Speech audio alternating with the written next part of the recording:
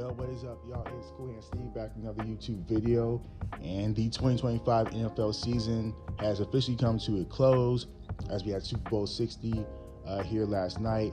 And of course, it was the Seattle Seahawks becoming the new NFL champions, new Super Bowl 60 champions, as they dethroned last year's champs, the Philadelphia Eagles, by beating the New England Patriots by the score of 29-13. So with that is the Seahawks' second Super Bowl victory in 4 tries as a franchise overall, 2-2 overall. They avenged that heartbreaking Super Bowl 49 loss that they suffered to the Patriots back in 2015. So in the Patriots, this is their record 12th Super Bowl appearance. They had 6 wins, but they now have 6 losses, which is the most by any franchise in NFL history. So, of course, the game started off with the normal pageantry that the Super Bowl has, which is the singing of Lift Every Voice and Sing, the African-American National Anthem by Coco Jones, and then you had America the Beautiful song, and then, of course, the National Anthem, followed by the flyover by the U.S. Air Force and the Navy as well. Of course, the coin toss, you had Peyton Manning was there, Joe Montana was there, Lynn Swann was there, to the honors there in San Francisco, or Santa Clara, I should say.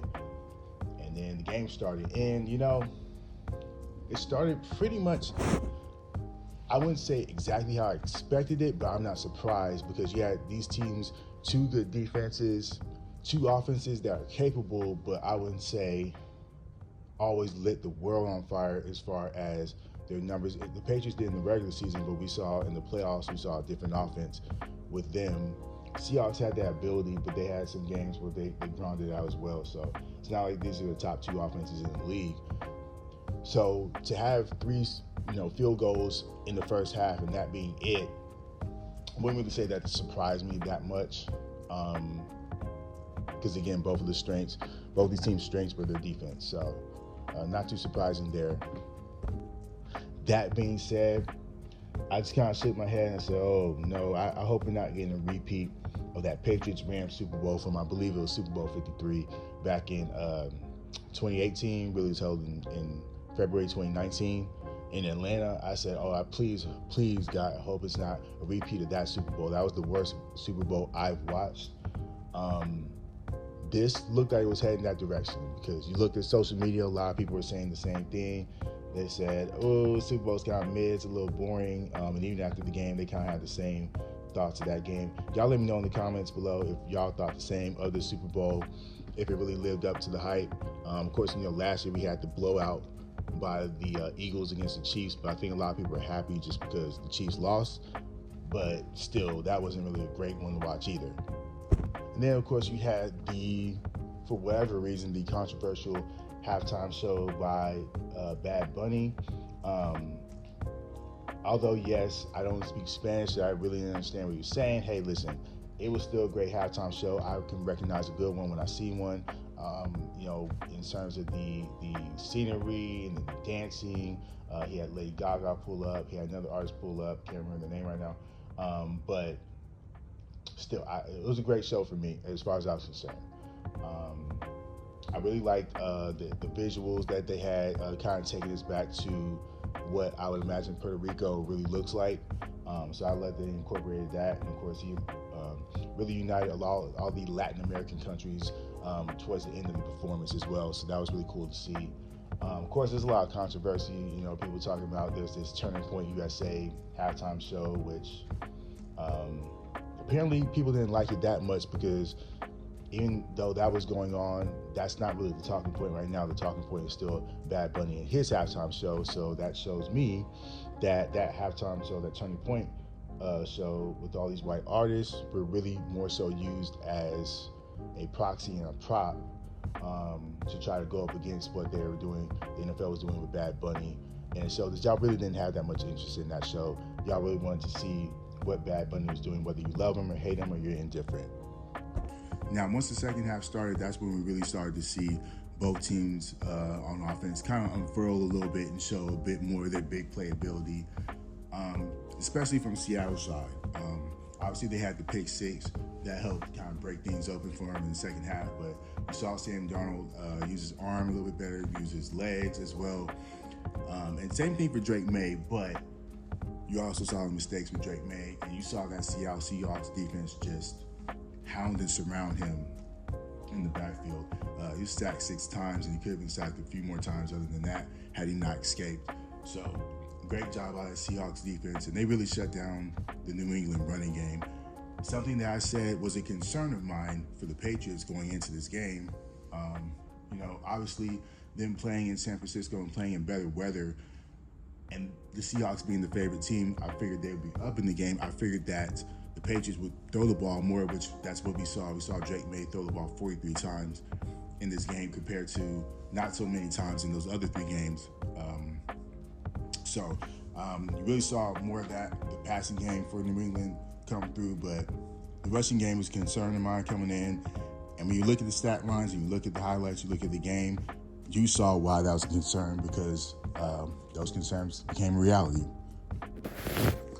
On the flip side, to be honest, I like what I saw from New England's defense for the most part. Now, there were a couple of lapses and there were a couple of easy layups that, I wouldn't say easy because he did face some pressure from the New England defense, but Sam Darnold still, there was a couple passes he missed that would have been walk-in touchdowns. So as good as New England's defense played, considering the circumstances, this game could have been a lot worse than 29-13. So there's that, but as it was, he missed them. So Sam Darnold surprisingly didn't get sacked, but if you watch the game, he got pressured quite a bit. He avoided several different sacks in the backfield. So good job on Sam Darnold for using his legs to get free and to make plays happen, or to just throw the ball away. Now, when you look at Sam Darnold's stat line versus Drake May's stat line, and that's all you were to go off of, you would think that Drake May had the better game, even though the Seahawks won. But this is why people who like to just look at the stats and look at stat sheets and everything like this is why those people have to watch the games, or at the very least watch detailed highlights of the game, not just the big plays and that's it. Because if you were to go off the stat sheet, you would think Drake May won. But if you watch the game like I did, or you at least watch detailed highlights of the game, you would see that was actually quite the opposite. But to me, the star of the game and the very deserving player to win Super Bowl MVP was Kenneth Walker III, the running back for the Seahawks. Another guy who I said was going to be an X factor going into this game. And as you clearly saw why, he just ran crazy on the New England defense. They had a couple of stops in the backfield where they were able to get to him, but he would do that. They would do that. He would go back to him, and he'd rip off a 10-yard run, 12-yard run, 15-yard run, and really just kind of break some of the will of that Patriots defense. So great job by him. I kind of hate that they took away that last touchdown from him. The game was already out of hand by that point anyway. And they called it back for holding, but if anybody deserved to score, it was him. But it's still a great game. 29 carries, 135 yards. He also had a couple of catches for 20 yards as well. So outstanding job by him. He really picked up the slack because their star receiver, Jackson Smith and Jigba, who was named Offensive Player of the Year for the NFL, he only had 4 catches for about 28 yards. And he did end up going out with a concussion due to concussion protocol in the second half. But obviously, the way the game was going, they really didn't need him much to win the game at that point. So great job by Kenneth Walker, and he's a deserving Super Bowl MVP. So yeah, with all that being said, congrats to the Seahawks. They are now your reigning NFL and Super Bowl champions. Of course, next year the Super Bowl will be in Los Angeles. It will be broadcast by ESPN and ABC for the first time in about 21 years. And the game will also be streaming on Disney and on Hulu as well. So a lot of different ways to catch that game. But Seattle wins it, so now they go into offseason as the champs. We'll see who they open the season with next year. It is interesting that these two do play each other in a Super Bowl rematch next year. So we'll see if that ends up being the opening game of the season that NBC always does on Thursday night. So we'll see about that. But these teams will be on the short list to be the favorites to return to the Super Bowl next year. But it's so rare that we get a Super Bowl rematch. It's not something that I'm expecting at this point. We'll just have to see who else really steps up and takes the mantle, because let's be honest, we didn't expect these two teams to make it this year. So it could be two teams that didn't make the playoffs that make it next year, for all we know, or two teams that lost the wild card round, and this and that. So obviously, NFL is so hard to predict, but we like doing it anyway because it's fun. But yes, two mostly deserving teams. I know the Patriots caught some flack because they didn't have a great run, and this game, to be honest, didn't really quell too many of those doubts with their performance, even though I think the defense held serve for sure. But this is a young team, so they'll be on the short list to return to the Super Bowl and be on that short list to be favorites to win the Super Bowl. So shouts out to both teams. But that is it for the Super Bowl review. I was pretty much spot on with my prediction. I predicted 30-20. I was actually leaning towards 30-17. I know it's more convenient to say now, but I wasn't too off with my prediction.